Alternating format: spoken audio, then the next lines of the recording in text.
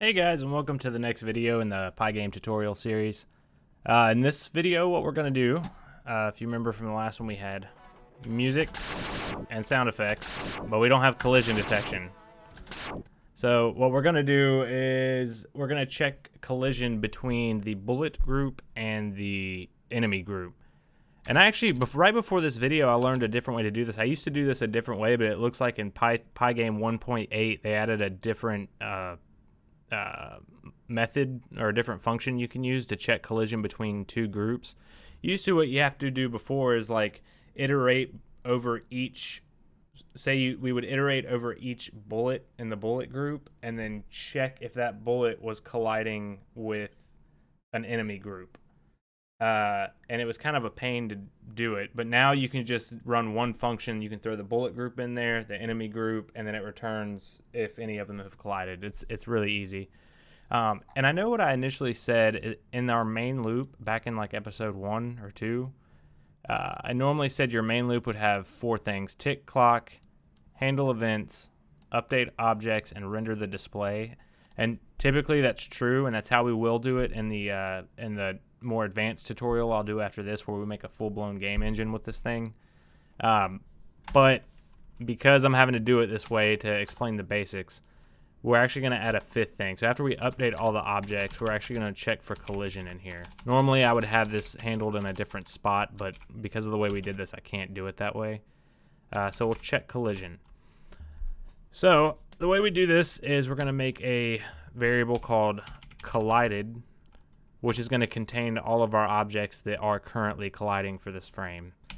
And there's a function inside Pygame.Sprite module called group collide. And it's not new. They added it in 1.8, but I think I've been using Pygame since a long time. I don't know what version it was on, but they didn't have this. But they added this in 1.8. So Sprite collide, and it takes 4 parameters. It takes the first group, which is going to be our player.bullets group. So it's all the bullets that the player shot. The second is the second group you want to check for, which is our enemy spawner.enemies or enemy group. So we're checking if bullets are colliding with enemies. And then the third argument is kind of like hey, when what do you want to happen? Do you want the bullet to delete itself when it collides? And for the bullet, yes, I want it to it's called killing itself. So it runs bullet.kill to remove itself from memory, and it erases itself off the screen. But I don't want to do that for the 4th argument is what do you want to happen to the enemy, our second group we passed in.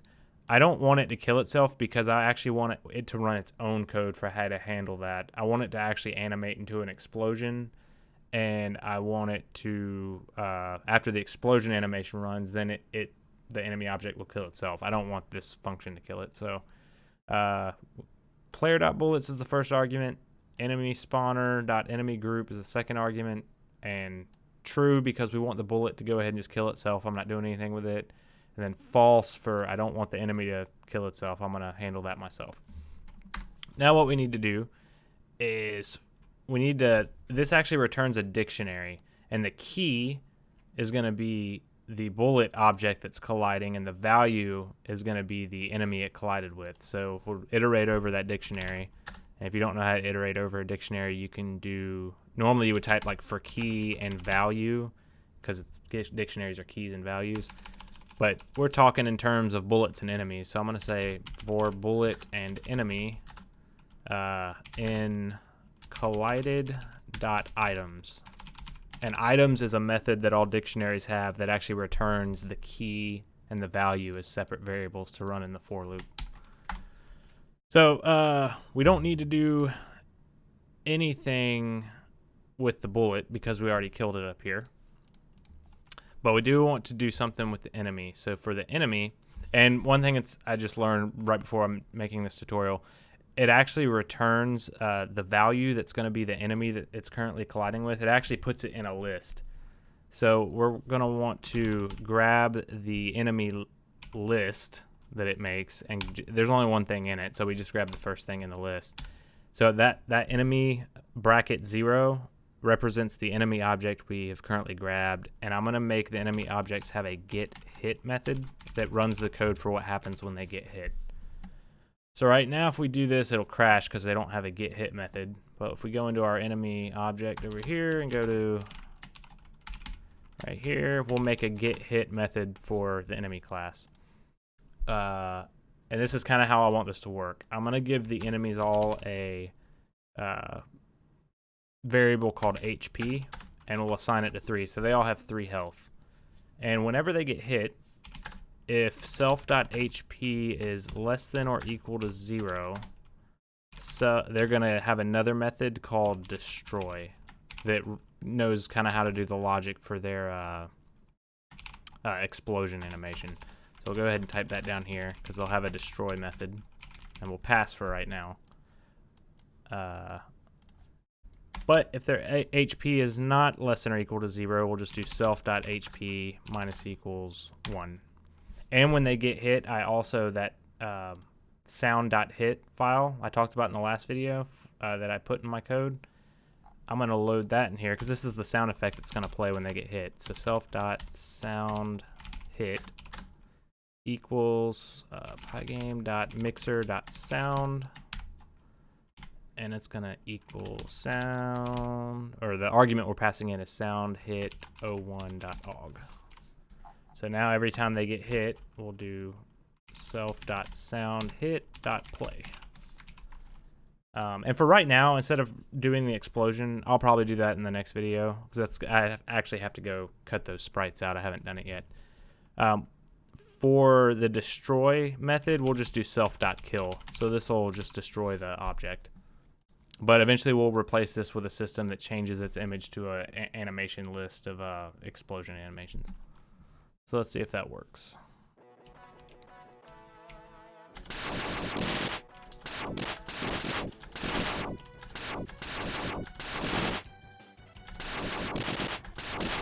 Alright, so it's working, but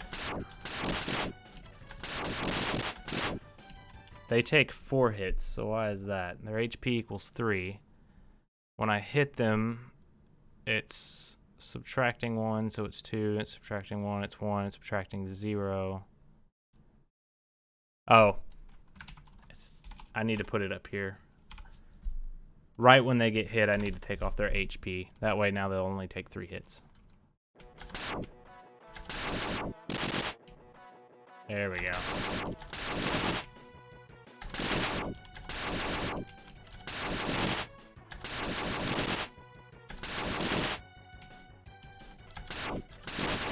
Cool, so it works.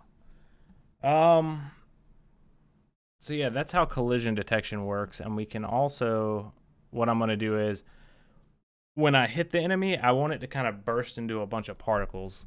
So the way I'm going to do that is very similar to the enemy and enemy spawner concept. When I hit the enemy, I need to define what a single particle is. So I'm going to make a particle object class, or a particle class. And then I'm also going to make a particle spawner class that has all the logic for how particles work. So let's go ahead and write that. So let's define what a single particle is. So I'm going to make a file called particle, import Pygame, import constants as C, and import random. So a particle is going to be a Pygame sprite. So let's write the usual code we've been writing.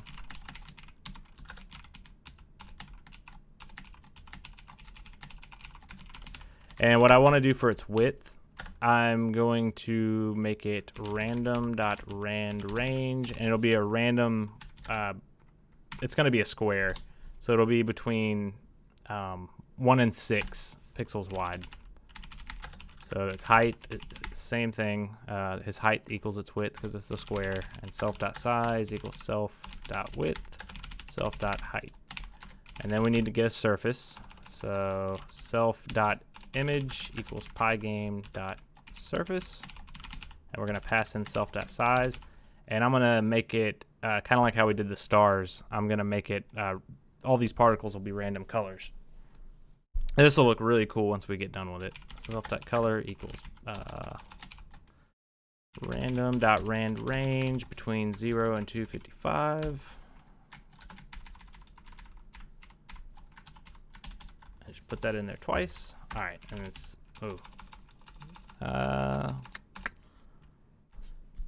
random.rand. Oh shit, I forgot to put the end parentheses right there. There we go. Now let's fill the image with that color. And then get the rectangular properties, self.rect equals self.image.getRect, and self.rect.x. I think the spawner class is going to have to handle this, so we won't assign the x and y values in here. We'll do that in the spawner class, and I'll show you how to do that the proper way. What else we need? Well, it needs an update method, but we'll pass on that for right now. We do need to give it a velocity, and I kind of want these particles to just spread everywhere. So self.velocity_x equals random.rand range, and it's going to be between negative 16 and 16. And I'm going to do the exact same thing with the y. This will make them just kind of explode out of it, like going everywhere. All right. And how I want these particles to work, I also want them to, after like 60 seconds, or sorry, not 60 seconds, but 60 frames, so 1 second or 1.5 seconds, I want them to just kind of disappear so they'll kill themselves. So it'll be, we'll make a timer for that. So self dot, we'll call it like a kill timer, and we'll assign it 60. We'll just make it a second, so 60 frames. So on the update method, we want to do if self.timer or self.killTimer equals 0, then self.kill, so it gets rid of itself. Else self.timer minus equals 1. Kill timer, sorry, not self.timer, self.killTimer. I'm pretty sure, I think that's everything we need for right now. I'm leaving this constants import in here because I've got an idea in my head that I kind of want to come back later and use with this constants file, but I'm not going to do it right now. But I think this code's done. So now we need to make our spawner. So we'll do particle spawner, and this will work in an import Pygame from particle, import a particle class, and import random. So we'll make our particle spawner, and it's not a sprite, so it doesn't need to run a super method. It's going to maintain its own list of particles. So self.particle group equals pygame.sprite.group. It's going to have an update method. We'll pass on it for right now, and it'll have a spawn particles method. And the way I want this to work is I want it to come up with a random number. So we'll just make a variable called random number, and it equals random.rand range between, we'll make it between like 3 and 30. And then what I want it to do is be random. Like when you shoot somebody, sometimes it'll only like have 3 particles kind of blow off the side, or sometimes it'll have 30. It's always kind of random and interesting. So we'll do for number of particles in range random number. So it's gonna, whatever random number it generated, it's gonna create that many particles. So we're gonna make a new particle, which equals a particle object, and do self.particleGroup.add the new particle we just made. So say this generates 5, then it's gonna loop through this 5 times and make 5 particles that show up on the screen. Now in our update method, since we have our own group that we need to update, that's part of the particle spawner, we want to self.particleGroup.update. I think that's all we need to do right here. Let's go to our main file, see how we want to do this. So in our main file, from the particle spawner file, it's the same thing we did with the enemy spawner. We're going to import a particle spawner.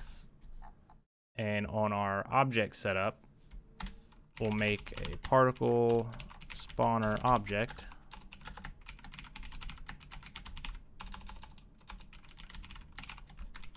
And how do we want to do this? So it's going to happen when a bullet collides.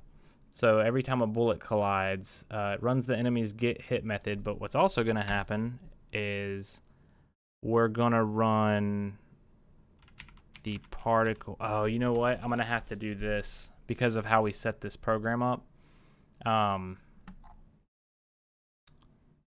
Let me read this real quick because I need to get the rectangular attributes of the bullet to know where to place the particles.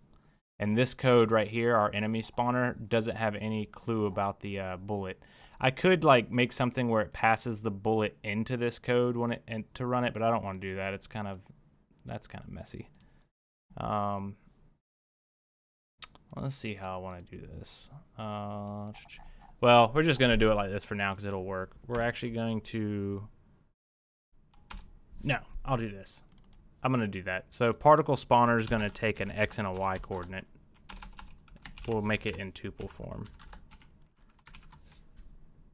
So it's going to require a tuple that's going to be like X, Y. We'll just say that. Or actually, we'll call it position.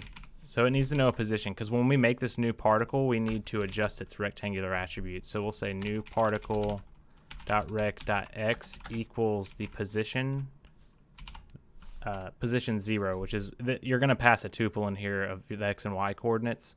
So the first element will be x. So it's rect.x equals position 0. And the same thing with y. So particle.rect.y equals position 1, which is the y. So now when we go to main, in our code where it checks for collision, we can do particle spawner dot spawn particles, and it requires an x and y coordinate, which is going to be I wonder if it'll let me do this because we're killing the bullet right here. Let's see if this works. We'll do bullet dot well, we need to pass it in tuple form, so bullet dot rect dot x and bullet dot rect dot y. And then we also need to draw all those particles to the screen. So particle spawner dot particle group dot draw to the display. I think this might crash because we're accessing the current bullet that's collided. We're accessing its rect attributes right here. But in this line of code where it checked for collision, we told it to kill the bullet, so the bullet doesn't exist anymore. But if I know how to fix it if it gives us an issue.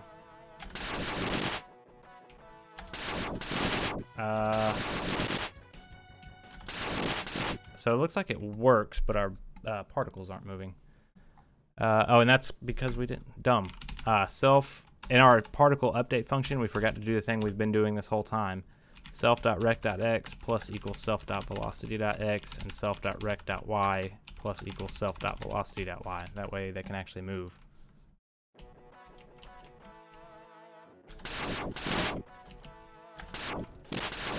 But apparently we're not running the update function anywhere. It's a particle spawner.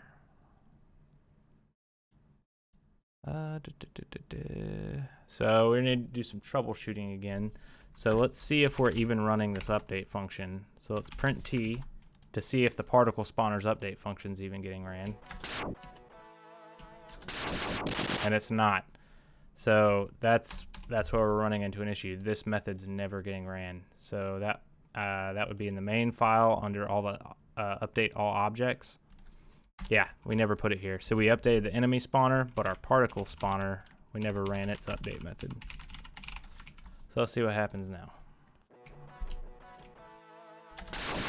Yeah, there we go. It looks so cool. So now they explode into a bunch of particles. So I know this video is kind of running long, but there's two other things I kind of want to adjust.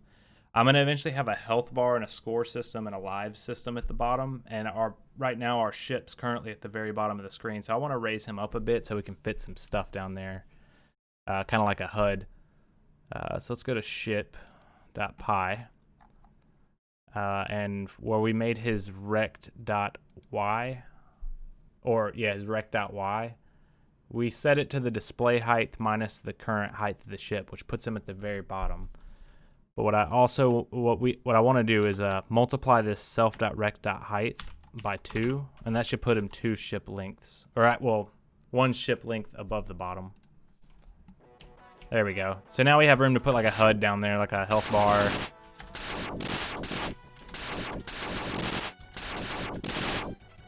All right, and the other thing, what was the other thing I wanted to do? So I wanted to add the HUD.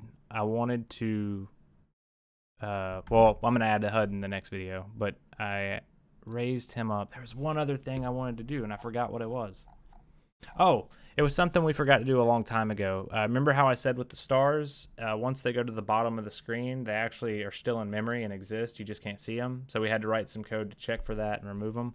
We need to do the same thing with the enemy. So if you remember in the star file, or was it it was the background file. Yeah. So for every star in the star list, if its y coordinate goes to the bottom of the screen, then remove it, and it removes it from memory. We need to do the same thing with enemies. So let's go to our enemy spawner, and we'll just put it below this timer. Oh, I want to put it above the timer. So we'll do for enemy in self.enemy group if enemy.rec.y is greater or is less than or equal to 0. Then self.enemy group.remove enemy. And I believe you can just do enemy.kill there as well. That just removes it. Or you can do self.enemy group.remove enemy, which in the background I think does the same thing. I think it runs its kill function. So yeah, that's this video. The next video, we're probably going to add a health bar down here at the bottom and some type of scoring system on the right for points. Oh, and let's not stop there because clearly I messed something up by doing this. Not less than or equal 0. It's got to be the display height. Display height. I was wondering why I wasn't seeing any enemies. So I need to import constants. Yeah, import constants is C. And then if their Y value is greater than or equal than the display height, meaning they're at the bottom of the screen. There you go. Now when they get down to the very bottom, they should be removed from memory. It feels so satisfying. All right. Y'all have a good one.